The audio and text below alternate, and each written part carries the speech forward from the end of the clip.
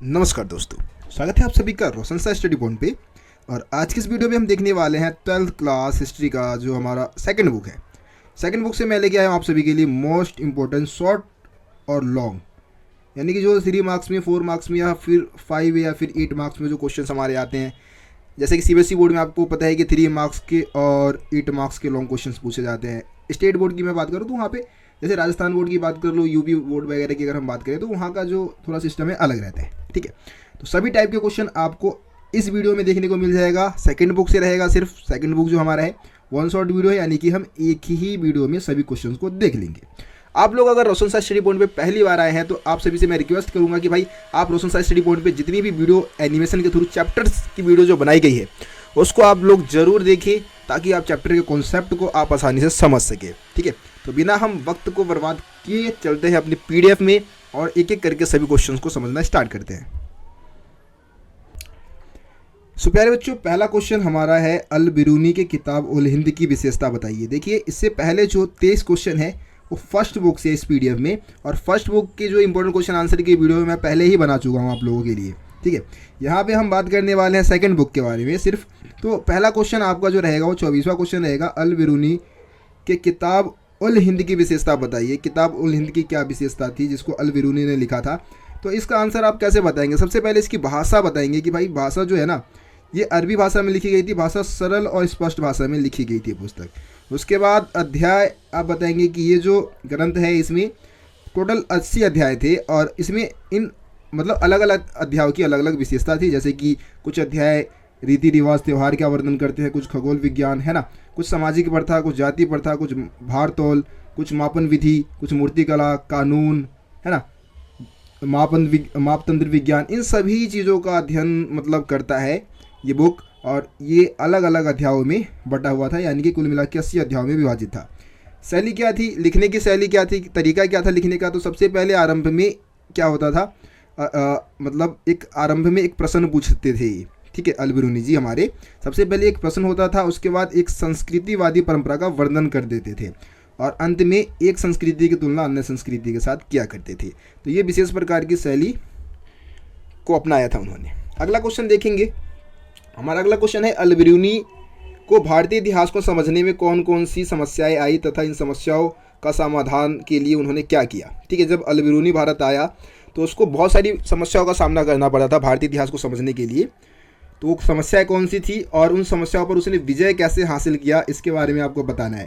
देखो, मैं जितने भी क्वेश्चन आपको बता रहा हूँ सभी क्वेश्चन मोस्ट इंपॉर्टेंट है, बार बार रिपीट होते रहते हैं, हर बार रिपीट होते हैं। यूँ समझ लो कि पूरे क्वेश्चन को खंगाला है मैंने, काफ़ी सारे क्वेश्चन पेपर का मैंने अध्ययन किया है, उसके बाद जाके ये वीडियो आप लोगों के लिए बना रहा हूँ। तो भाई आप सभी ज़रूर देखिए, और आपका फाइनल एग्ज़ाम जो होगा उसमें बहुत सारे क्वेश्चन, लगभग 80 से 85% या 90% क्वेश्चन भाई इसी पीडीएफ में से फंसने वाला है। ठीक है, देखिए अब सबसे पहले हम बात कर लेते हैं अल बिरूनी जो है उनको कौन कौन सी समस्याओं का सामना करना पड़ता है। तो सबसे पहले भाषा की समस्या। भाई देखो, वो जहाँ से आए थे अरबी भाषा की ज्ञाता थे, लेकिन भारतीय ग्रंथों का जो रचना है वो संस्कृत भाषा में हो रखी थी, और इस वजह से इन ग्रंथों को समझना उनके लिए बहुत ज़्यादा कठिन काम था, है ना। इसके अलावा धार्मिक अवस्थाओं में विभिन्नताएं थी, यहाँ पे अलग अलग धर्म, अलग अलग जाति, अलग अलग वर्ग के लोग रहते थे, उनको समझना अल बिरूनी के लिए बहुत ही मुश्किल काम था। अभिमान था, यानी कि लोग थोड़े घमंडी टाइप के थे, जब अल बिरूनी कुछ पूछता था लोगों से तो बताते नहीं थे, लेकिन फिर भी उन्होंने अपनी समस्याओं का समाधान के लिए जो हमारे देश की जो पुराने ग्रंथ है, जैसे कि वेद है, पुराण है, भगवत गीता है, पतंजलि की कृति है, मनुस्मृति है, इन पर ही आश्रित रहा और इसी के माध्यम से उसने भारतीय इतिहास को समझा। ठीक है, तो इसमें बस आपको इतना ही बताना था। अगला क्वेश्चन आता है हमारा, अल बिरूनी की जाति व्यवस्था का विवरण कीजिए। मतलब अल बिरूनी ने जो जाति व्यवस्था के बारे में जो जानकारी दी है उसके बारे में हमें बताना है। तो देखो, अल बिरूनी ने प्राचीन फारस के 4 सामाजिक वर्गों का वर्णन उसने किया था। ठीक है, प्राचीन फारस में कितने सामाजिक वर्ग थे? 4 सामाजिक वर्ग। पहले में घुड़सवार और शासक, दूसरे में भिक्षु, अनुष्ठानिक पुरोहित तथा भिक्षु और अनुष्ठानिक पुरोहित ही आप शामिल करिए। तीसरे में आप शामिल करेंगे चिकित्सक, खगोल शास्त्री और अन्य वैज्ञानिक। ठीक है, ये तीसरे में थे, और चौथे में कृषक तथा शिल्पकार। मतलब ये एक तरीके से ये दिखाना चाहता था, ये सामाजिक वर्गों का वर्णन करके अल बिरूनी ये दिखाना चाहता था कि वर्ण व्यवस्था जो है वो सिर्फ भारत में ही प्रचलित नहीं थी, बल्कि दुनिया के और देशों में भी प्रचलित थी। लेकिन जाति के अंदर भारत में जो अपवित्रता की जो मान्यता थी उसको अल बिरूनी ने अस्वीकार कर दिया। उसका कहना क्या था कि भाई कोई भी वस्तु जो अपवित्र हो जाती है अपनी पवित्रता की मूल स्थिति को दोबारा से वो प्राप्त कर लेती है। जैसे कि सूर्य जो है वो हवा को स्वस्थ करता है। अगर हवा में मतलब वायु प्रदूषण हो जाता है तो भाई उसको स्वस्थ करने का काम कौन करता है, मतलब स्वच्छ करने का काम कौन करता है, सूर्य। इसी तरीके से अगर समुद्र का पानी गंदा हो जाए तो नमक जो है पानी को गंदा होने से बचाता है ना। इसी तरीके से पृथ्वी पे जो मतलब ये प्रक्रिया पृथ्वी पे चलती रहती है, यानी कि जो अपवित्रता की मान्यता जो है वो प्रकृति के नियम के विरुद्ध है। आप अगर किसी एक जाति को अपवित्र घोषित कर देते हो ये प्रकृति के नियम के विरुद्ध है, ये बात उन्होंने कही थी। ठीक है, तो बस इसमें यही समझा रखा है। अगला देखेंगे मोस्ट इंपोर्टेंट क्वेश्चन भाई, इब्न बतूता ने भारतीय शहरों को व्यापक अवसरों से भरा हुआ पाया, कथन को स्पष्ट कीजिए। ठीक है, ऐसे क्वेश्चन आता है। या फिर इसी क्वेश्चन को दूसरे तरीके से पूछ लेते हैं कि इब्न बतूता के अनुसार भारतीय शहर की क्या विशेषताएं थी। देखिए, इब्न बतूता के अनुसार भारतीय शहर उन लोगों के लिए व्यापक अवसरों से भरे हुए थे जिनके पास इच्छा शक्ति, साधन और कौशल मौजूद थे। ये जो शहर थे वो घनी आबादी वाले होते थे और समृद्ध हुआ करते थे, परंतु कभी कभी युद्ध के कारण शहर नष्ट भी हो जाते थे, है ना। इब्न बतूता के वृत्तांत से ऐसा लगता है कि अधिकांश शहर में भीड़ भाड़ वाले सड़क तथा चमक दमक वाले रंगीन बाजार थे जो कि अनेक प्रकार के वस्तुओं से भरे हुए थे, है ना। इब्न बतूता ने दिल्ली को भारत का सबसे बड़ा शहर बताया था और सबसे ज़्यादा जनसंख्या वाला शहर बताया था। दौलताबाद जो महाराष्ट्र में है वो भी कम नहीं था और वो हर मामले में दिल्ली को चुनौती देता था। अब देखो, बाजार, शहर के जो बाजार थे उसके बारे में इब्न बतूता बताता है कि बाजार केवल क्रय विक्रय के केंद्र नहीं थे बल्कि ये सामाजिक और आर्थिक गतिविधि के केंद्र भी थे, है ना। अधिकांश बाजार में मस्जिद और मंदिर होते थे। कुछ बाजार में तो भाई नर्तकों के लिए, संगीतकारों के लिए, गायकों के लिए, सार्वजनिक प्रदर्शन के लिए स्थान भी होते थे जहाँ पे अपना प्रदर्शन कर सकते थे। इब्न बतूता वैसे भारतीय शहरों की समृद्धि का वर्णन करने में ज़्यादा रुचि नहीं लेता है, लेकिन फिर भी वो भारतीय शहर के समृद्धि का मेन कारण बताता है ग्रामीण कृषि अर्थव्यवस्था, यानी कि गाँव में जो है वो खेती बहुत अच्छी होती है और इसी वजह से शहर का जो व्यापार है वो ज़्यादा बढ़िया है और शहर इस वजह से ही फल फूल रहे हैं, क्योंकि भाई गांव में जो हमारी मृदा है, मिट्टी जो है बहुत ज़्यादा उपजाऊ है, इस वजह से वर्ष में 2 किस्म की फसलें उगाई जाती है। इसके अलावा भारत जो है उपमहाद्वीप के बाहर जो व्यापार होता है उस व्यापार तंत्र से भी जुड़ा हुआ है, यानी कि एशियाई व्यापार तंत्र से भी जुड़ा हुआ था, जिस वजह से भारतीय माल की जो मांग है वो मध्य और दक्षिणी पूर्वी एशिया में बहुत ज़्यादा थी, है ना। इस वजह से हमारे जो शिल्पकार थे, जो व्यापारी थे, उनको बहुत मुनाफा होता था। भारत के जो सूती कपड़े हैं, महीन मलमल रेशम है या फिर जरी है ना, इन सब चीज़ों की बहुत ज़्यादा डिमांड थी और इसको बेच के भारतीय व्यापारी बहुत मुनाफा कमाते थे। ठीक है, तो ये सारे कारण बता रखा है भारतीय शहर के समृद्धि के पीछे का। ये दो कारण, एक तो भाई व्यापार है और दूसरा उपजाऊ जमीन है। ठीक है, चलिए आगे बढ़ते हैं। अगला क्वेश्चन आता है, बर्नियर भूमि पर राज्य के स्वामित्व को विनाशकारी मानता था, मतलब विनाशकारी क्यों मानता था, ये हमारे यहाँ पे क्वेश्चन है कि जो भूमि पे जो राज्य यानी कि जो मुगल बादशाह होते थे उनका स्वामित्व होता था, इसको वो विनाशकारी क्यों मानता है, ऐसा क्वेश्चन है। अथवा में एक और क्वेश्चन पूछ लिया है कि भाई बर्नियर के अनुसार भूमि पर राजकीय शाही स्वामित्व के राज्य और समाज के लिए हानिकारक परिणाम थे, इस कथन का औचित्य सिद्ध कीजिए। मतलब दोनों क्वेश्चन सेम है हमारा, दोनों ही क्वेश्चन में राजकीय भू स्वामित्व के जो नुकसान बताया था फ्रांसवा वर्नियर ने, उसी के बारे में आपको यहाँ पे लिखना है। ठीक है, तो देखिए, आपको पता है कि भू स्वामित्व 2 प्रकार के होते हैं, निजी भू स्वामित्व जिसमें निजी लोगों का ज़मीन पे अधिकार होता है और राजकीय भू स्वामित्व जिसमें राजा महाराजाओं का ज़मीन पे अधिकार होता है, यानी कि सरकार का अधिकार होता है। तो फ्रांसवा वर्नियर कहता है कि भारत में ना निजी भू स्वामित्व का अभाव है और यहाँ पे राजकीय भू स्वामित्व का चलन है। बर्नियर का निजी स्वामित्व के गुणों में दृढ़ विश्वास था, मतलब निजी भू स्वामित्व को अच्छा मानता था, क्योंकि जहाँ से वो आया था, फ्रांस से आया था, वहाँ पे निजी भू स्वामित्व का ही प्रचलन था। ठीक है, अब उसने भूमि पर राजकीय स्वामित्व को राज्य और वहाँ के निवासी दोनों के लिए हानिकारक माना। उसका मानना यह था कि भाई सारे ज़मीन का मालिक कौन है, सम्राट है, मुगल सम्राट है सारे ज़मीन का मालिक, और वो क्या करते हैं, अपने सगे संबंधियों में, अपने अमीर या अपने अधिकारी लोगों में इसको बांट देता है, जिससे कि अर्थव्यवस्था में मतलब बहुत ज़्यादा नुकसान का सामना करना पड़ता है अर्थव्यवस्था को। वर्नियर तर्क देकर कहता है कि राजकीय भू स्वामित्व के कारण भूधारक अपने बच्चों को ज़मीन नहीं दे सकते हैं, है ना। जब बच्चों को ज़मीन नहीं दे सकते हैं तो ज़मीन को और बेहतर बनाने के लिए, ज़मीन को और ज़्यादा उपजाऊ बनाने के लिए कोई काम नहीं करते हैं, वो उदासीन है बिल्कुल, है ना, कोई इंटरेस्ट नहीं दिखा रहे इसमें। निजी भूस्वामित्व के अभाव ने क्या किया, कहीं ना कहीं बेहतर भूधारक का जो वर्ग है उसको उभरने में सहायता नहीं पहुंचाया। मतलब निजी भूस्वामित्व नहीं था, इस वजह से एक बेहतर भूधारक वर्ग उभर के सामने नहीं आ पाया जो कि ज़मीन के रखरखाव के लिए अच्छा उपाय कर सके, है ना। इससे कृषि का समान रूप से क्या हुआ, विनाश हुआ, किसानों का उत्पीड़न हुआ और समाज के सभी वर्गों का जीवन जो है वो पतन के कगार पे आ गया। ठीक है। बर्नियर भारतीय समाज को दरिद्र लोगों का जनसमूह बताता है, जो बताता है कि भाई कुछ तो भाई शासक लोग हैं, अमीर लोग हैं और कुछ बहुत सारे गरीब लोग हैं। ठीक है। बीच में मध्यम वर्ग कोई है ही नहीं, मिडिल क्लास के लोग भारत में नहीं है। ठीक है, ऐसा वो बताता है। मतलब मध्यम वर्ग का अभाव है भारत में। ठीक है। इसके अलावा भारतीय राजाओं को क्या बताता है, भिखारी और क्रूर लोगों का राजा बताता है। भारतीय शहरों को विनिष्ट और खराब हवा से दूषित बताता है। खेतों को झाड़ीदार और घातक दलदलों से भरा हुआ बताता है। ठीक है। तो ये सारी चीज़ें फ्रांसवा वर्नियर ने बताया था भारतीय कहीं ना कहीं भूस्वामित्व के बारे में। ठीक है। उम्मीद करता हूँ आप इस क्वेश्चन को जरूर करेंगे अगर एग्जाम में पूछा जाता है। अगला है, इब्न बतूता ने दास प्रथा के बारे में कौन कौन से साक्ष्य प्रस्तुत किए हैं। देखिए, दास प्रथा के बारे में बताता है इब्न बतूता जी बताते हैं, आपको पता है 14वीं सदी में यात्रा करने आए थे और रिहला नामक पुस्तक इन्होंने लिखी थी, है ना। तो उनका मानना यह था कि भाई भारत में उस समय दास को खुलेआम किसी दूसरे वस्तु की तरह खरीदा जाता था और बेचा जाता था, गिफ्ट के रूप में दे देते थे। वो बताता है कि जब वो सिंध पहुंचा तो वहाँ के जो सुल्तान है मतलब सिंध पहुंचा तो सुल्तान मोहम्मद बिन तुगलक के लिए उसने भेंट में घोड़े, ऊँट और दास खरीदे थे। जब वह मुल्तान पहुंचा तो वहाँ के गवर्नर के लिए किशमिश के बादाम के साथ उसने दास, घोड़े, है ना, भेंट के रूप में उसको दिए थे। इब्न बतूता बताता है कि मोहम्मद बिन तुगलक नसरुद्दीन नामक धर्म उपदेशक की बातों से इतना प्रभावित हुआ कि उसको 1 लाख टके और 200 दास दान में दे दिए। ठीक है। तो ये एग्जाम्पल ये इसलिए दे रहा है क्योंकि ये बताना चाहता है कि दासों को उस समय खुलेआम सरेआम बाजार में, मार्केट में बेचा जाता था, खरीदा जाता था। ठीक है। गिफ्ट में दिया जाता था। इब्न बतूता बताते हैं कि सुल्तान की सेवा में कार्यरत कुछ सदस्य संगीत और गायन में निपुण थे। मतलब कुछ दासियाँ, मतलब ज़्यादातर दासियाँ जो होती थी वो संगीत और गायन में निपुण होती थी। सुल्तान अपने अमीरों पर नज़र रखने के लिए भी दासियों की नियुक्ति करते थे, यानी कि जो उनके अधिकारी वगैरह होते थे, सगे संबंधी लोग होते थे, उन पर नज़र रखने के लिए भी वो अपने दासियों की नियुक्ति करते थे।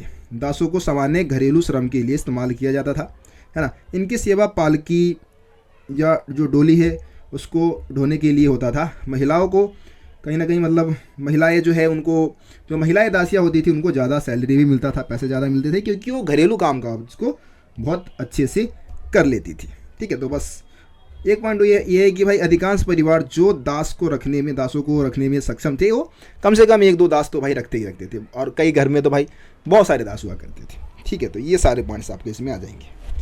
चलिए अगला क्वेश्चन देखते हैं। अगला क्वेश्चन है, तमिलनाडु के अलवार और नयनार संतों द्वारा चलाए गए भक्ति आंदोलन का वर्णन कीजिए।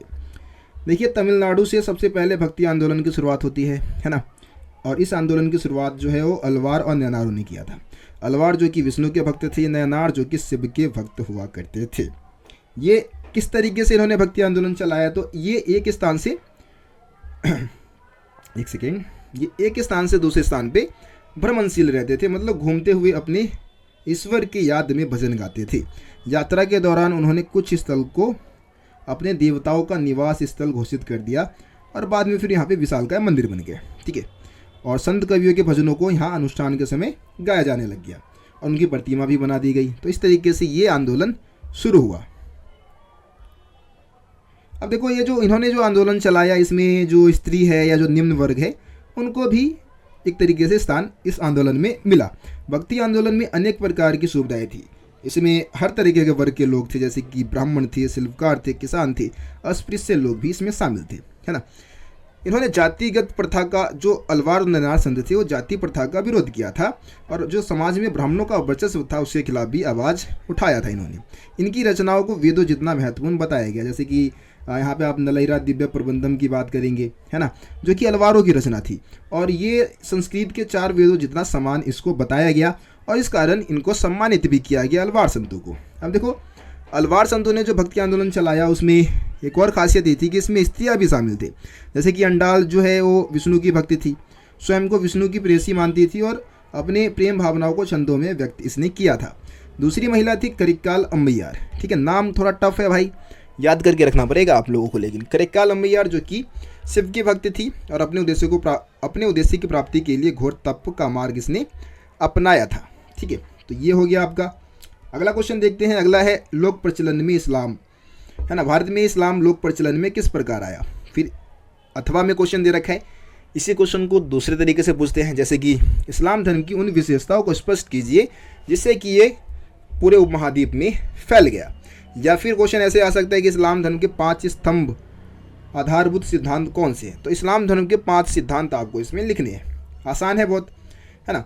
देखिए, भारत में इस्लाम धर्म के आगमन की अगर आप बात करोगे तो 1711 यहाँ पे मिस प्रिंट हो गया, 711 होगा, जब मोहम्मद बिन कासिम ने हमला किया था सिंध पे, उसने जीत हासिल कर ली थी। फिर 13वीं सदी में दिल्ली सल्तनत का समय काल आता है, उन्होंने भी इस्लाम धर्म को फैलाया भारत में। फिर 16वीं सदी में आपको पता है मुगल वंश की स्थापना होती है। इस तरीके से भारत में इस्लाम धर्म तेज़ी से फैलता है। इस्लाम धर्म के 5 सिद्धांत, वैसे यहाँ पे आपको जोड़ देना था कि 5 सिद्धांत कौन से हैं। इस्लाम धर्म के 5 सिद्धांत में आप बताएंगे कि अल्लाह एक बात ईश्वर है, पैगंबर मोहम्मद उनके दूत है, दिन में 5 बार नमाज पढ़ी जानी चाहिए, खैरात बांटी जानी चाहिए, रमज़ान के महीने में रोज़े रखी जानी चाहिए और हज के लिए कहा जाना चाहिए, हज यानी कि तीर्थ यात्रा के लिए मक्का जाना चाहिए। ठीक है, तो ये प्रमुख शिक्षाएँ है इस्लाम धर्म की। अगला क्वेश्चन आता है कि इस्लाम धर्म की आरंभिक शताब्दियों में धार्मिक और राजनीतिक संस्था के रूप में खिलाफत की बढ़ती विशेष शक्तियों के विरुद्ध सूफी मत का विकास कैसे हुआ। जो खिलाफत संस्था है, जो मतलब खलीफा जो होते थे, है ना, या फिर जो उलमा जो है उनका वर्चस्व बहुत ज़्यादा था स्टार्टिंग में। जब इस्लाम धर्म का स्टार्टिंग फेज था, आप उस समय देखेंगे कि उलमाओं का वर्चस्व बहुत ज़्यादा था, है ना। लेकिन उनके विरुद्ध भी क्या होता है, सूफी मत का विकास बहुत तेज़ी से देखने को मिलता है। सूफी मत का विकास कैसे हुआ भारत में, उसके बारे में आपको इसमें बताना है इस क्वेश्चन में। और अथवा में सिंपल क्वेश्चन दे रखा है कि भारत में सूफी मत का विकास का वर्णन कीजिए। ठीक है, सिंपल क्वेश्चन है। देखिए, तो सूफी मत के विकास की अगर हम बात करते हैं तो आपको पता है कि कुछ ऐसे आध्यात्मिक लोग थे जिनका रहस्यवाद मतलब ईश्वर में डूब जाना पूरी तरीके से, यानी कि रहस्यवाद में उनका झुकाव बढ़ता है ना, वैराग्य के प्रति उनका झुकाव बढ़ता है। इन्हीं को सूफी संत कहा जाता है। ठीक है, अब देखिए ये सूफी संत क्या करते हैं, जो रूढ़िवादी जो परंपराएं हैं, है ना, और जो उलमा द्वारा जो कुरान की व्याख्या की जाती है उसका उन्होंने आलोचना करना शुरू कर दिया। ठीक है, ये मतलब उलमा द्वारा जो कुरान की व्याख्या की जाती थी उसका विरोध किया करते थे हमेशा। उन्होंने मुक्ति की प्राप्ति के लिए ईश्वर की भक्ति और आदेशों का पालन करने पर जोर दिया। उन्होंने बोला कि भाई ईश्वर को प्राप्त करने के लिए आप ईश्वर की भक्ति करो, उनके द्वारा बनाए गए मार्गों का अनुसरण करो। इन्होंने पैगंबर मोहम्मद को इंसान कामिल बता दिया, मतलब सर्वश्रेष्ठ इंसान बता दिया। और इसके अनुसार पैगंबर मोहम्मद एक इंसान थे और लोगों को उनके द्वारा दी जाने वाले उपदेशों को मानना चाहिए, ऐसा सूफी संत कहा करते थे। सूफियों ने कुरान की व्याख्या अपने निजी अनुभवों के आधार पर की। उलमा द्वारा कुरान की जो व्याख्या की गई थी उसका उन्होंने विरोध किया। 11वीं सदी आते आते तक भाई सूफीवाद बहुत ही विकसित आंदोलन बन गया, जिनका सूफी और कुरान से जुड़ा हुआ अपना खुद का साहित्य भी था। इन्होंने खानका स्थापित किए, खानका यानी कि जहाँ पे सूफी संत निवास करते थे। खानका स्थापित करके वहाँ पे उन्होंने अपने आप को स्थापित कर लिया। खानका पे किसका नियंत्रण होता था, तो शेख बोल दो, पीर बोल दो या फिर मुर्शिद बोल दो। ठीक है, इनका नियंत्रण होता था। ये अपने अनुयायियों की भर्ती करते थे, जो मतलब हमारे जो शेख होते थे वो अपने अनुयायियों की भर्ती करते थे, अपने वारिसों की नियुक्ति करते थे, यानी कि अपने खलीफाओं की नियुक्ति करते थे, और जो भी नियम वगैरह बनाने होते थे उसको बनाते थे। ठीक है, अगला देखिए, अगला क्वेश्चन है ख्वाजा मुइनुद्दीन की दरगाह क्यों प्रसिद्ध थी। जो ख्वाजा मुइनुद्दीन चिश्ती है उनकी दरगाह क्यों प्रसिद्ध है, तो आपको पता है इनकी दरगाह है अजमेर में। कहाँ है, अजमेर। ठीक है, तो अजमेर में इनकी दरगाह बहुत ज़्यादा प्रसिद्ध है। ख्वाजा मुइनुद्दीन चिश्ती, जिनको हम गरीब नवाज के नाम से भी जानते हैं, आप सभी को मालूम है ना। तो यह दरगाह शेख की सदाचारिता की वजह से, मतलब वो सादा जीवन जो जी रहे थे उसकी वजह से, धर्म के प्रति उनका विश्वास जो था, अल्लाह में जो उनका विश्वास था, धर्मनिष्ठा यानी कि अल्लाह में उनका विश्वास है, आध्यात्मिक वारिसों की महानता, है ना, और राजसी मेहमानों द्वारा दिया गया श्रेय, मतलब कि राजसी मेहमानों द्वारा जो पैसे वगैरह डोनेट किए जाते थे इनको, है ना, दान जो दिए जाते थे, इस वजह से बहुत ज़्यादा ये फेमस था ये दरगाह। ठीक है, मोहम्मद बिन तुगलक यहाँ आने वाले पहले सुल्तान थे, और शेख की मज़ार पर जो पहली इमारत बनवाई थी वो मालवा के जो सुल्तान थे गयासुद्दीन खिलजी, है ना, गयासुद्दीन खिलजी, उन्होंने बनवाया था 15वीं शताब्दी के के आसपास की हम बात कर रहे हैं, ठीक है। ये चीज़ आप जरूर याद रखिए। यह दरगाह जो था वो दिल्ली और गुजरात को, मेन पॉइंट ये है भाई, मेन पॉइंट ये है, यह दरगाह दिल्ली और गुजरात को जोड़ने वाले सीधे मार्ग पर स्थित था। तो इस वजह से भी हज़ारों की संख्या में यहाँ पे अजमेर में जो श्रद्धालु लोग थे वो आते रहते थे। अकबर तो भाई यहाँ पे कितनी बार आ गया था, 14 बार, है ना। कभी नई जीत में आ जाता था, कभी पुत्र की प्राप्ति के समय, मतलब पुत्र के जन्म के समय आ जाता था, कभी कोई संकल्प की पूर्ति हो गई तो आ जाता था, है ना। प्रत्येक यात्रा में बादशाह यहाँ पे कुछ न कुछ भेंट भी देता था, दान देता था। जैसे कि 1568 में तीर्थयात्रियों के खाना पकाने के लिए एक दिंग दरगाह इसने क्या किया था, एक बहुत बड़ा भगोना टाइप का जो होता है वो दान में दिया था। दरगाह के अहाते में एक मस्जिद भी बनवाया था, ठीक है। तो ये सब आप बताओगे किसमें, शेख मोइनुद्दीन चिश्ती की जो दरगाह है वो क्यों प्रसिद्ध था, इसमें। चलिए आगे बढ़ते हैं। अगला क्वेश्चन आ चुका है, कबीर दास की शिक्षाओं का वर्णन करिए और उन्होंने परम सत्य का वर्णन कैसे किया, ठीक है। सिंपल आपको कबीर दास की शिक्षाएं बतानी है, ठीक है। देखिए कबीर दास जी ने निर्गुण भक्ति का प्रचार किया था, यानी कि उनका मानना यह था कि भगवान का कोई रंग रूप आकार नहीं है, भगवान निराकार है, ठीक है। दूसरा, मूर्ति पूजा का इन्होंने विरोध किया था, जो कि हिंदू धर्म में जो मूर्ति पूजा का को महत्व दिया जाता है इसका विरोध किया था, ठीक है। नाम सिमरन पर बल दिया उन्होंने, हरि के नाम के जाप पर बल दिया था, जिसको हम नाम सिमरन भी बोल देते हैं। एक नाम तो कम से कम हमें जापना ही चाहिए, ठीक है। जातिगत भेदभाव का विरोध किया, जो कि हिंदू धर्म में जात पात के आधार पर जो भेदभाव होता था उसका इन्होंने खुल के विरोध किया था। धर्म के जो भी बाहरी आडंबर थे, है ना, जो भी रूढ़िवादी परंपराएं जैसे कि यज्ञ है, अनुष्ठान है, मूर्ति पूजा वगैरह है, इन सब का उन्होंने विरोध किया था। आपसी भाईचारे को इन्होंने बढ़ावा दिया, यानी कि लोगों को आपसी भाईचारे के साथ, मेल मिलाप के साथ रहना चाहिए, ठीक है। अब देखो कबीर दास जी ने सत्य के वर्णन के लिए अनेक परिपाटियों या फिर अनेक अलग अलग शब्दों का इस्तेमाल उन्होंने किया है। जैसे कि कबीर दास जी इस्लाम धर्म से प्रभावित होकर सत्य को खुदा, अल्लाह, हजरत, पीर कह के भी बुलाते हैं, और वेदांत दर्शन यानी कि हिंदू धर्म से प्रभावित होकर वो अलख, निराकार, निरंजन और आत्मन ऐसे ऐसे शब्द सत्य के लिए, है ना, मतलब कि सत्य का कोई आकार नहीं है, रंग रूप नहीं है, ऐसा कुछ वो शब्द यूज करते हैं। तो इस तरीके से आप इसको समझ सकते हैं। चलिए आगे बढ़ते हैं।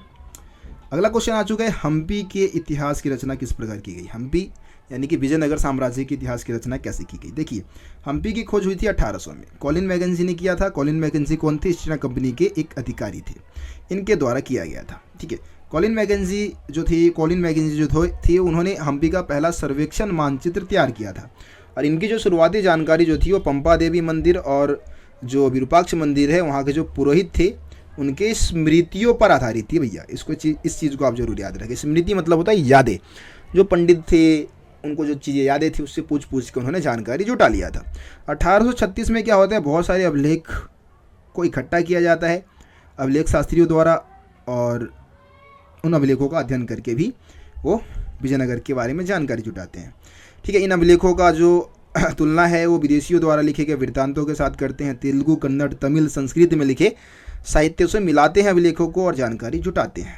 1856 की बात करेंगे तो होता क्या है कि छाया चित्रकारों ने यहाँ के भवन के बहुत सारे चित्र बनाए, और इन चित्रों से भी हमें विजयनगर के बारे में जानकारी प्राप्त हो जाती है। अगला क्वेश्चन आप देखेंगे, अगला क्वेश्चन है, विजयनगर साम्राज्य के विस्तार में कृष्णदेव राय का क्या योगदान था तथा विजयनगर साम्राज्य का पतन किस प्रकार हुआ। 2 क्वेश्चन है, 8 नंबर में भी आ सकता है, 3 नंबर में भी आ सकता है, ठीक है। तो मेन तो वैसे ये है कि विजयनगर साम्राज्य के विस्तार में कृष्णदेव राय का क्या योगदान रहा, ठीक है। ये क्वेश्चन ज़्यादा इंपॉर्टेंट है। देखिए कृष्णदेव राय का संबंध था तुलुप वंश से। किस वंश से थे, तुलुप वंश से, है ना। विजयनगर के सबसे शक्तिशाली राजाओं में से एक थे। 1509 में राजा बने थे और 1529 में इनकी मृत्यु हो गई थी, ठीक है। अब देखिए इन्होंने साम्राज्य के विस्तार में क्या योगदान दिया, तो सबसे पहले बहुत ज़्यादा मजबूत बनाया अपने साम्राज्य को। 1512 में कृष्णा और तुंगभद्रा नदी के बीच का क्षेत्र जिसको हम रायचूर दोआब बोलते हैं उसको हासिल किया। 1514 में उड़ीसा के शासकों को दमन किया। 1520 में बीजापुर के सुल्तानों को बुरी तरीके से पराजित कर दिया। अपने राज्य में शांति और समृद्धि की स्थापना की इन्होंने। अनेक मंदिरों का निर्माण करवाया, उन मंदिरों में गोपुरमों को जुड़वाया। अपनी माँ के नाम पे एक उपनगर की भी स्थापना करवाई जिसका नाम था नगलपुरम, ठीक है। अब कृष्णदेव राय के मरने के बाद होता है विजयनगर साम्राज्य का पतन, क्योंकि कृष्णदेव राय की मृत्यु के बाद विजयनगर साम्राज्य में कोई भी शक्तिशाली राजा बचता ही नहीं है, ठीक है। इस वजह से क्या होता है, वहाँ पे गृह युद्ध होता है। जो राय थे एक तरीके से, और जो मतलब जो नायक थे, सेनापति जो थे, और वहाँ के जो एक तरीके से उत्तराधिकारी थे, है ना, राजकुमार वगैरह थे, उनके बीच में गृह युद्ध शुरू हो जाता है राजा बनने के लिए। तालीकोटा का युद्ध होता है 1565 में, जहाँ पे 3 जगह की सेना ने मिलके विजयनगर पर हमला किया, जैसे कि गोलकुंडा, बीजापुर और अहमदनगर। तीनों जगह की सेना ने मिलके विजयनगर पर हमला किया और विजयनगर की सेना को हरा के इसको बहुत ही बुरी तरीके से लूट लिया, बर्बाद कर दिया इसको। राम राय की कुछ गलत नीतियाँ थी, है ना। राम राय की गलत नीतियों की वजह से भी यहाँ पे आप देखेंगे कि जो देखो यहाँ पे लिखा क्या है, मैं इसको पढ़ देता हूँ। इस काल में विजयनगर के तात्कालिक शासक राम राय ने अहमदनगर, गोलकुंडा और बीजापुर के सुल्तानों को लड़वाने का प्रयास किया, जो आगे चल के साथ हो गए और मतलब एक तरीके से वो राम राय के खिलाफ ही युद्ध छेड़ दिया और इसमें राम राय मारा गया, मतलब राम राय की हार हुई और उसके बाद विजयनगर साम्राज्य को लूटा गया बहुत बुरी तरीके से। इसके अलावा 5वां पॉइंट है सत्ता में लोगों की भागीदारी का ना होना। अब देखो पूरी पावर जो चला गया वो राजा के हाथों में चला गया, राजा निरंकुश हो गया, अपनी मनमानी करने लगा और विजयनगर के लोगों को लगा कि भाई राजा जब हमारी बात सुनता नहीं है तो हम युद्ध में क्यों उसका साथ दें, है ना। तो ये भी एक रीजन था विजयनगर साम्राज्य के पतन का। अगला क्वेश्चन देखते हैं। अगला क्वेश्चन है विजयनगर साम्राज्य की जल संपदा तथा किलेबंदी का वर्णन कीजिए। देखिए विजयनगर साम्राज्य की अगर मैं जल संपदा की बात करूं तो यहाँ के भौगोलिक स्थिति के बारे में चौंकाने वाला जो सबसे खतरनाक तथ्य आप देखेंगे वो है तुंगभद्रा नदी द्वारा निर्मित एक प्राकृतिक कुंड। तुंगभद्रा नदी जो है ये उत्तरी पूर्वी दिशा में बहती है। आसपास का पूरा एरिया जो है ग्रेनाइट के पहाड़ियों से घिरा हुआ है ना, जो कि चारों तरफ एक तरीके से करधनी का निर्माण करती है। ठीक है, इन पहाड़ियों से बहुत सारी क्या बह के आती है, जलधाराएं बह के आती है और नदियों में मिलती है। इन जलधाराओं के साथ क्या बनाया गया है, बांध बनाया गया है और उन बांधों के साथ साथ अलग अलग आकार के हौज बनाए गए हैं, है ना, जहाँ पे पानी इकट्ठा किया जाता है। अब आपको पता है कि विजयनगर जो था वो बहुत ही शुष्क क्षेत्र में स्थित था, जहाँ वर्षा बहुत कम होती थी, तो इसलिए उन्होंने सिंचाई के लिए एक बढ़िया साधन बना लिया था। पानी के संचय और शहरों तक ले जाने के लिए कई हौज बनाए गए थे, जिसमें से 15वीं शताब्दी में बना सबसे महत्वपूर्ण हौजों में कमलपुरम जलाशय है। ठीक है, कमलपुरम जलाशय का खेतों की सिंचाई के लिए तो पानी का इस्तेमाल होता ही था भाई। कमलपुरम जलाशय का इस्तेमाल खेतों की सिंचाई के लिए तो होता ही होता था, साथ ही साथ राजकीय केंद्रों तक पानी को ले जाने के लिए भी इसका इस्तेमाल किया जाता था। अब सबसे महत्वपूर्ण जल संबंधित संरचनाओं में हिरिया नहर भी महत्वपूर्ण है ना। हिरिया नहर की बात करें तो भाई धार्मिक और शहरी केंद्र को अलग करने वाली जो घाटियाँ थी उनके सिंचाई के लिए इसका इस्तेमाल किया जाता था। ठीक है, अब इसी में किलेबंदी वाला भी टॉपिक है भाई। किलेबंदी की बात करो तो जो एक फारस का एक राजदूत था जो कालीकट आया था, जिसका नाम था अब्दुल रजाक, वो विजयनगर साम्राज्य की किलेबंदी को देख के बहुत ज़्यादा प्रभावित हुआ था, है ना। और उसने किलेबंदी के 7 पंक्तियों का वर्णन उसने किया था। इसमें बताता है कि किलेबंदी की दीवारें से न केवल शहर को बल्कि खेतों को भी और जंगलों को भी घेरा गया था। बाहरी दीवार शहर के चारों ओर पहाड़ी जो क्षेत्र है उसको जोड़ती थी और ये विशाल राजगीरी संरचना थी जो कि थोड़ा सा सुंडाकार हुआ करती थी। अब पत्थरों को जोड़ने के लिए किसी गारे का इस्तेमाल नहीं हुआ, सीमेंट का इस्तेमाल नहीं हुआ, बल्कि ये पत्थर फनाकार होते थे जो कि आपस में खुद ही टिके रहते थे, है ना। दीवारों के जो अंदर का भाग था वो मलबे के मिश्रण से बना हुआ था। वर्गाकार तथा आयताकार बुर्ज बाहर की ओर निकले हुए थे। पहली और दूसरी दीवारों के बीच जुते हुए खेत, बगीचे और आवास थे। दूसरी किलेबंदी जो है नगरीय केंद्र के आंतरिक भाग में की गई थी। तीसरे किलेबंदी से शासकीय केंद्रों को घेरा गया था। देखो ये सब थोड़ा सा रटने वाली चीज़ें हैं, ठीक है, समझाने वाला कम है, रट्टा मारने वाली चीज़ें ज़्यादा है, तो थोड़ा सा आप इसको रट सकते हो भाई अगर आपकी रटने की क्षमता ज़्यादा है तो। ठीक है, देखो उस समय जो किलेबंदी की जाती थी उसका मेन पर्पस होता था अपने दुश्मनों को, जैसे खेतों की किलेबंदी की जाती थी या फिर जंगलों की किलेबंदी इसलिए करते थे ताकि अपने दुश्मनों को खाद्य सामग्री से वंचित रख दे, है ना, और उनको आत्मसमर्पण के लिए विवश कर दे, मतलब आत्मसमर्पण करने के लिए उनको मजबूर कर दे। ठीक है, अब देखो दुर्ग में प्रवेश के लिए स्वतंत्र प्रवेश द्वार बने हुए थे जो कि मुख्य सड़कों से जुड़े हुए थे।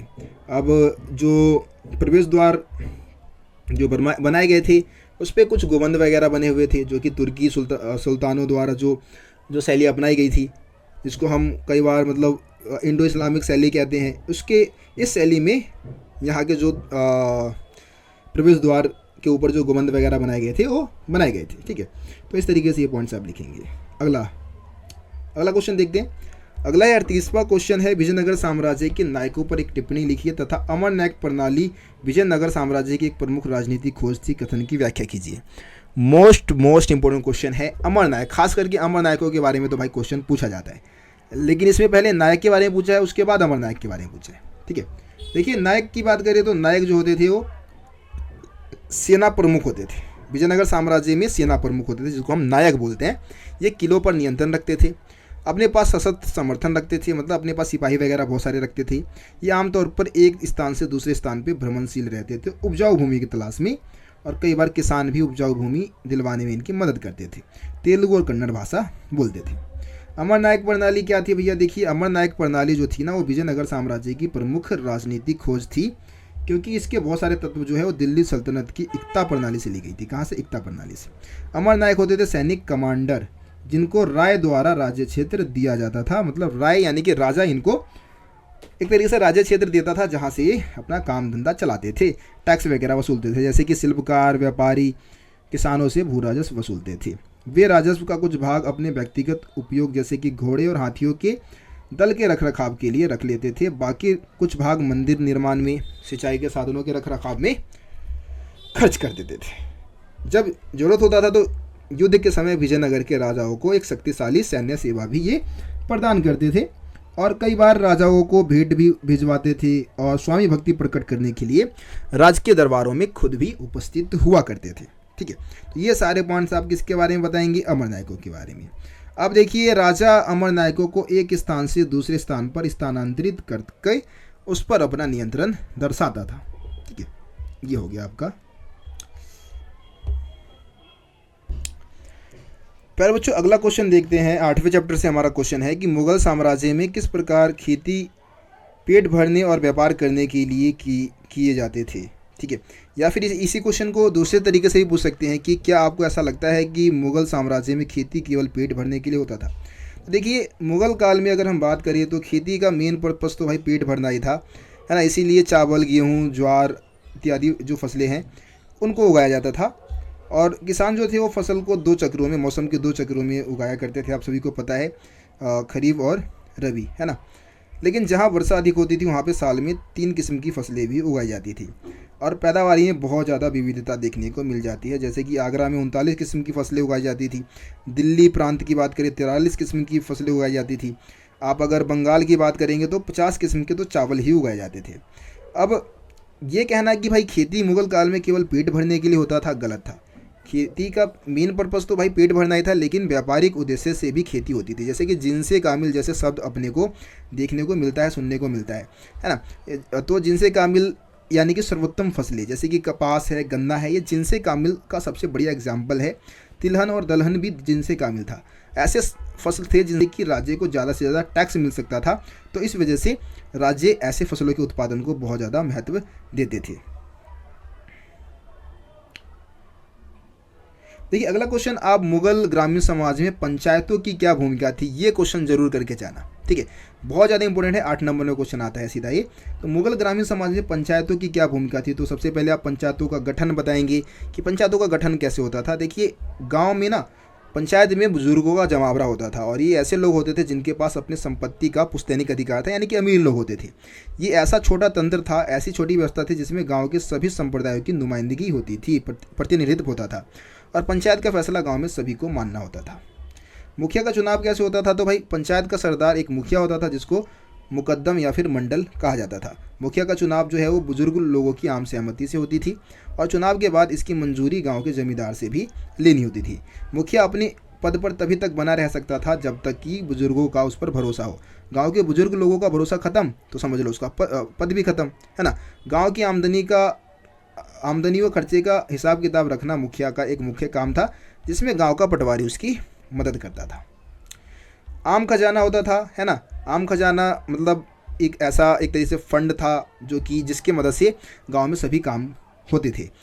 जैसे कि मतलब पंचायत का खर्चा कहीं ना कहीं जो था वो आम खजाने से ही चलता था, और इसका इस्तेमाल कहाँ कहाँ होता था? तो जैसे कि समय समय पे जो कर अधिकारी आते थे उनकी खातिरदारी के लिए इसका इस्तेमाल होता था, है ना। इस कोष का इस्तेमाल बाढ़ जैसी प्राकृतिक आपदाओं से निपटने के लिए होता था।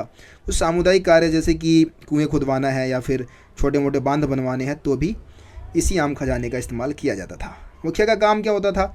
तो मुखिया का एक सबसे बड़ा काम ये था कि ये देखना कि भाई गाँव के जो लोग हैं, वो समुदाय है वो के लोग हैं वो अपनी जाति की हद में रहे, है ना। सभी शादियाँ जो है वो मंडल की मौजूदगी में ही होती थी। ठीक है। जाति की अवहेलना को रोकने के लिए लोगों के आचरणों पर नज़र रखता था मुखिया, और ये बहुत जिम्मेदारी भरा काम उसका माना जाता था। दोषी व्यक्ति को दोष देना, उस पर जुर्माना लगाना, उसको गांव से निकाल देना, ये सब मुखिया का ही काम था। ठीक है। देखो, गांव में एक जाति पंचायत भी होती थी, हर एक जाति की खुद की पंचायत होती थी, जो कि जाति के अंदर जो भी दीवानी जो झगड़े होते थे, ज़मीन वगैरह से जुड़े हुए जो भी मुद्दे थे, उसको सुलझाती थी, है ना। और ये मतलब जाति पंचायतें तय करती थी कि जो शादियाँ हो जाति के मानदंडों के अनुसार ही हो। ठीक है। अगला क्वेश्चन आप देखेंगे, मुगल ग्रामीण समाज में महिलाओं की क्या भूमिका होती थी। तो देखिए, महिलाओं की भूमिका की अगर आप बात करोगे तो महिलाएं जो थी वो खेतों में मर्दों के साथ कंधे से कंधा मिला के काम करती थी। अब मर्द जो है वो खेत जोतते थे, हल चलाते थे, लेकिन महिलाएं जो थी वो बुनाई, निराई, कटाई वगैरह जो भी काम है वो करती थी, है ना। किसी वस्तु का जितना वाणिज्यिकरण होता था, उस वस्तु के काम के लिए महिलाओं के श्रम की मांग बढ़ती जाती थी। जैसे कि सूत काटना, बर्तन बनाने का काम, मिट्टी को साफ करने का काम, मिट्टी को गूंदने का काम, कपड़े पे कढ़ाई करने का काम जो था, ये सब महिलाओं के श्रम पर ही निर्भर करता था। देखिए, महिलाओं के साथ भेदभाव भी बहुत ज़्यादा होता था, है ना।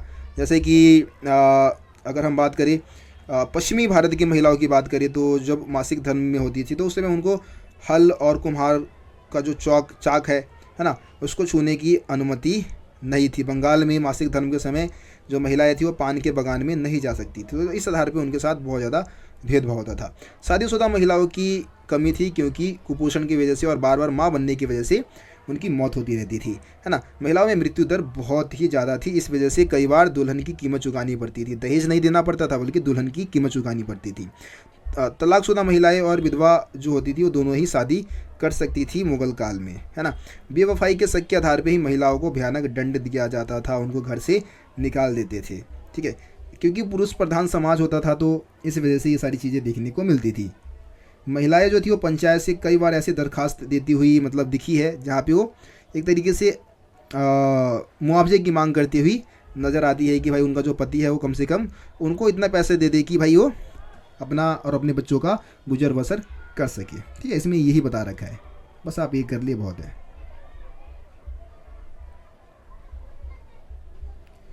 अगला क्वेश्चन हम जमींदारों के बारे में करके जाएंगे, है ना। मुगल ग्रामीण समाज में जमींदारों की क्या भूमिका थी, ये भी बहुत ज़्यादा इंपॉर्टेंट क्वेश्चन है। तो जमींदार, आपको पता है, जमींदार वो जो कि ज़मीन के मालिक होते थे। जमींदार अपनी ज़मीन के मालिक होते थे और इन्हें समाज में ऊंची हैसियत थी, है ना, और बहुत सारी सामाजिक और आर्थिक सुविधाएं इनको मिली हुई थी। जमींदारों की बड़ी चढ़ी हुई हैसियत के पीछे दो कारण थे। पहला तो भाई वो जाति में बहुत ऊँचे होते थे, और दूसरा कि वो राज्य को किसी विशेष प्रकार की सेवाएँ भी देते थे, तो इस वजह से इनको विशेष सुविधाएं मिलती थी। जमींदारों की समृद्धि की वजह से उनकी जमींदारों की जो समृद्धि की वजह थी वो उनकी विस्तृत व्यक्तिगत ज़मीनें होती थी, जिसको क्या कहा जाता था, मिल्कियत यानी कि जिस पे जमींदारों का हक था, अधिकार था, है ना। इन पर जमींदारों की निजी इस्तेमाल के लिए खेती होती थी, जिन्हें दिहाड़ी के मजदूर या फिर पराधीन मजदूर जो होते थे, गुलाम मजदूर जो होते थे, वो यहाँ पे खेती करते थे। जमींदार क्या करते थे, अक्सर राज्य की ओर से कर वसूलते थे, और कर वसूलने के बदले उनको क्या मिल जाता था, वित्तीय मुआवजा मिल जाता था। सैनिक संसाधनों की भी कोई कमी नहीं थी इनके पास खुद की सैनिक टुकड़ियाँ थी, घुड़सवार सिपाही थे, तोपखाने थे, है ना, तो इस वजह से भी पावरफुल थे। अगर हम मुगल ग्रामीण समाज को एक पिरामिड के तौर पे देखेंगे तो सबसे शीर्ष पे, सबसे टॉप पे कौन आते थे, जमींदारी आते थे, है ना। जमींदार जो है, जमींदारों की उत्पत्ति का मेन स्रोत तो भाई जाति होती थी, जाति की वजह से ये अमीर होते थे। दूसरा, कई बार एक जमींदार ने दूसरे जमींदार को हरा दिया, या कोई पावरफुल व्यक्ति ने एक जमींदार को हरा दिया, तो वो भी जमींदार बन सकता था। कई बार राजा भी किसी व्यक्ति को ज़मीन दे के जमींदार बना सकता था। तो वो जमींदार क्या करते थे, चीज़ों को खरीदते थे, बेचते थे, इससे कि मौद्रीकरण की जो प्रक्रिया थी वो बहुत तेज़ हो गई। जमींदार अक्सर बाजार भी स्थापित करते थे, जहाँ पे किसान भी अपनी फसलों को बेच सकते थे, है ना। कई बार किसान की हेल्प भी करते थे जमींदार, उनको सामान वगैरह उपलब्ध करा दिया, खाद उपलब्ध करा दिया, बीज उपलब्ध करा दिया, तो इस वजह से उनकी हेल्प भी हो जाती थी। अब हम अबुल फजल के आईने अकबरी की हम बात कर लेते हैं। वैसे यहाँ पे प्रॉपर कोई क्वेश्चन मैंने बना नहीं रखा है, लेकिन आईने अकबरी की प्रमुख विशेषताएं आ सकती है। ठीक है, तो प्रमुख विशेषता की अगर आप बात करोगे तो आईने अकबरी से हमें, आपको पता है आईने अकबरी का लेखक कौन है, अबुल फजल है ना। अकबरनामा का ही तीसरा जो भाग है वो आईने अकबरी है। ठीक है, और आईने अकबरी से हमें मुगल दरबार के बारे में, वहाँ के सेना के संगठन के बारे में, राजस्व के स्रोत के बारे में, अकबर के साम्राज्य के भूगोल के बारे में, साहित्यिक, सांस्कृतिक और धार्मिक रिवाज के बारे में बहुत विस्तृत जानकारी हमें मिल जाती है ना। इसके कुल मिला के 5 भाग है ना, जिसमें से जो स्टार्टिंग के जो 3 भाग है वो प्रशासन के विवरण देते हैं। जैसे कि मंजिल आबादी की बात करें तो इसमें शाही घर परिवार के रख रखाव के बारे में जानकारी दिया गया है। दूसरा भाग है सिपह आबादी, जिसमें नागरिक, प्रशासन और सैनिकों के बारे में है ना जानकारी हमें मिल जाता है। तीसरा है मुल्क आबादी, इसमें हमें साम्राज्य के प्रांत के जो भी वित्तीय पहलू है और राजस्व के जो आंकड़े हैं वो इसमें हमें मिल जाता है। ठीक है, देखिए लेकिन आईने अकबरी की बहुत सारी कमियां भी है। इसमें सभी आंकड़ों को एक समान नहीं एकत्रित किया गया है ना। जोड़ करने में बहुत सारी गलतियां की गई है, बहुत ज़्यादा गलतियां है। संख्यात्मक आंकड़ों में बहुत सारी कमियां हैं। सभी प्रांतों से एक जैसी जानकारी यहाँ पे नहीं एकत्रित की गई। दिल्ली, आगरा जैसे एरिया से बहुत अच्छी जानकारी मिल जाती है, लेकिन दूर के केंद्रों के, राजधानी से जो दूर के केंद्र है वहाँ से हमें कोई जानकारी आईने अकबरी में नहीं मिलती है। तो ये आईने अकबरी की कमियाँ आप बता सकते हैं। इसके अलावा देखिए आईने अकबरी फिर भी क्या है, एक असामान्य और अनोखा दस्तावेज बना हुआ है, क्योंकि देखो 17वीं सदी के बारे में ना बहुत इतिहासकारों ने लिखा तो है, लेकिन उस समय के जो भी राजनीतिक घटनाएं हैं, मारकाट है, युद्ध का वर्णन किया है। ग्रामीण समाज के बारे में, आम लोगों के बारे में, खेती के बारे में किसी ने नहीं बताया, सिर्फ आईने अकबरी ने ही हमें बताया है, अबुल फजल ने ही बताया है। तो इस वजह से आईने अकबरी को एक अनोखा ग्रंथ, अनोखा दस्तावेज माना जाता है। ठीक है, तो ये आपका इंपॉर्टेंट क्वेश्चन था, सेकंड बुक से आप सभी के लिए लेके आया हूँ। उम्मीद करता हूँ आपको वीडियो पसंद आया होगा। वीडियो पसंद आया तो भाई लाइक शेयर जरूर करें, और चैनल को अभी तक सब्सक्राइब नहीं किया तो सब्सक्राइब जरूर करें। मिलते हैं आप लोगों से अगली वीडियो में, तब तक के लिए जय हिंद, जय भारत। आप सभी अपना ख्याल रखिए, धन्यवाद।